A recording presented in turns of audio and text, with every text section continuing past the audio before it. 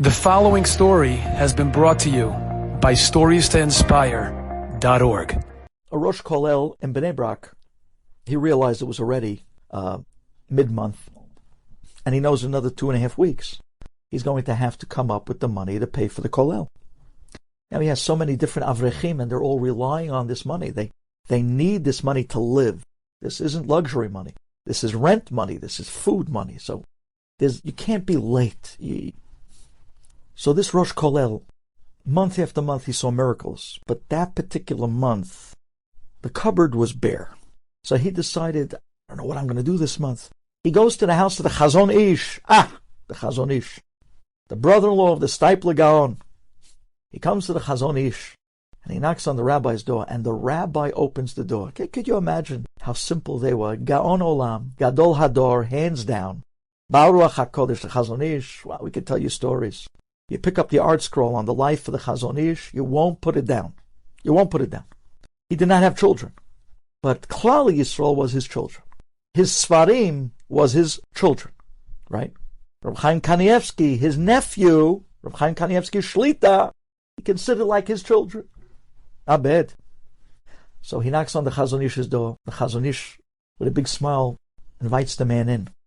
And the man says to the Chazon Ish, the Rosh Kollel rather, says to the Chazon Ish, Harav, I have to pay payroll. I want to go to America. Give me a blessing. I'm going to go for a week.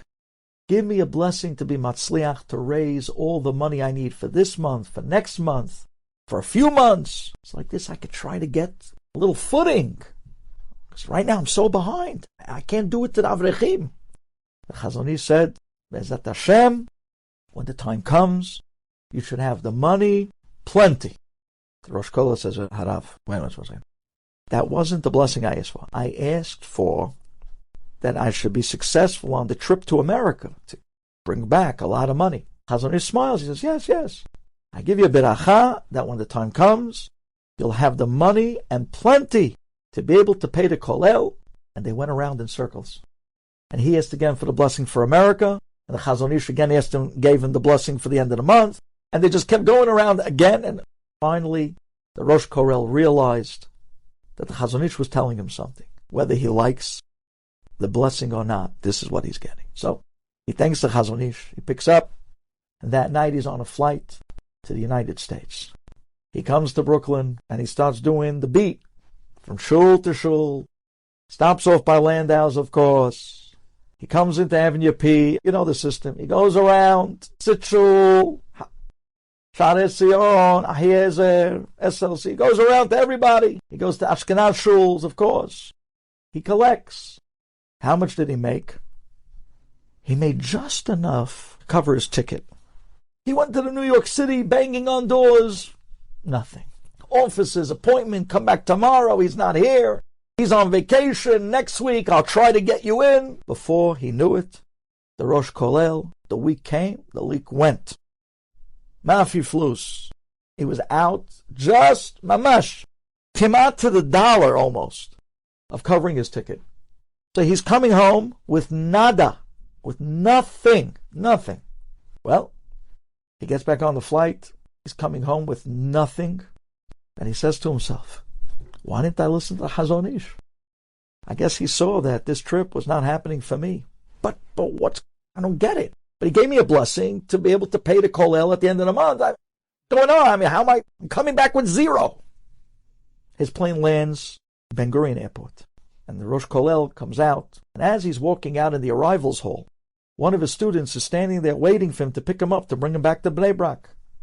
And as he sees the student waiting, the student is waving his hands. He runs up to the Rosh Kollel. He says, quick, come quick. He said, what happened? Everything okay? He said, yeah. He said, there's a guy from Chutz La'aretz.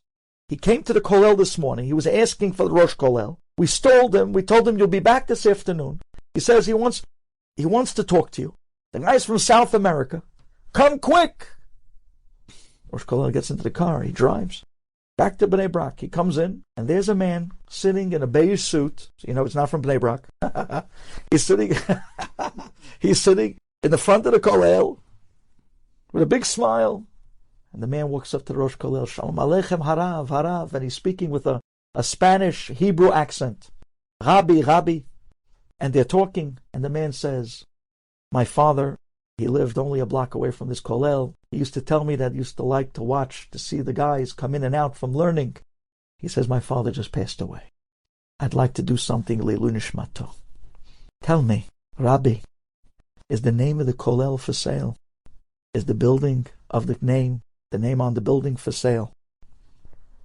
The rabbi looks at the guy and says, we could sell you the name on the building if you want. He says, Rabbi, how much? The Rosh Kollel looks at him and says, he says, would $1 million be enough? The Rosh Kollel looks at him and says, it should be enough. It should be enough. The man takes out a checkbook, Ba Makom, and he writes out a check for $1 million, and he puts it to the Kollel. Leilu Nishmat, his father. They made a big binyan, they made a big party rather, for the name on the binyan. They made a big dinner. The Kollel never had a problem with money again. The Rosh Kollel comes running back to the house of the Chazon Ish, the house. The apartment, the little apartment, the house. The little apartment of Chazon Ish. And he bangs on the door, and the Chazon Ish with a smile opens the door himself. And he tells, oh, Shalom Aleichem, welcome back from America.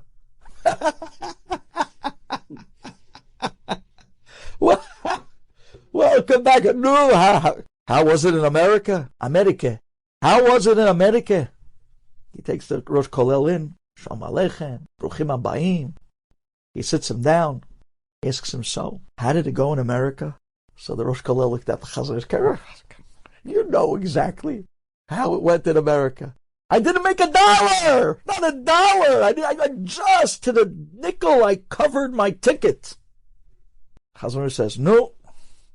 So Chazon says, so do you have money to pay for the Kollel at the end of the month? He says, Rabbi, do I have money for the Kollel this month, next month, 2 years, 5 years? They're kids. Chazon says, what happened? So the Rosh Kollel says, Harav, you knew good and well that this was what's going to happen this morning. And he told him the whole story about the guy from South America and the father and the check, $1 million. He said, I don't understand. When I came and I asked you for the blessing, should I go to America to collect money? You told me go. And I asked, am I going to succeed? You gave me a blessing to have money at the end of the month. Why didn't you just tell me don't go? You knew I wasn't going to make money. Why send me all the way there? Just so that the day I come back, I bump into a guy which you knew anyways. I could have stayed here in Israel, and I could have learned for 2 weeks. I had to go there, come back for the money to come. What's going on? Why don't you just tell me not to go? Chazon Ish says, you have it all wrong. Oh, you have it all wrong. Says Chazon Ish, you got to go to America and chase money that you'll never catch, so that when you come back to Eretz Yisrael, Hashem sends it to you from a completely different left field, in order that you'll realize that all your hishtadlut and effort must be done, but it has no bearings on the result that Hashem brings you. Enjoyed this story? Come again. Bring a friend. StoriesToInspire.org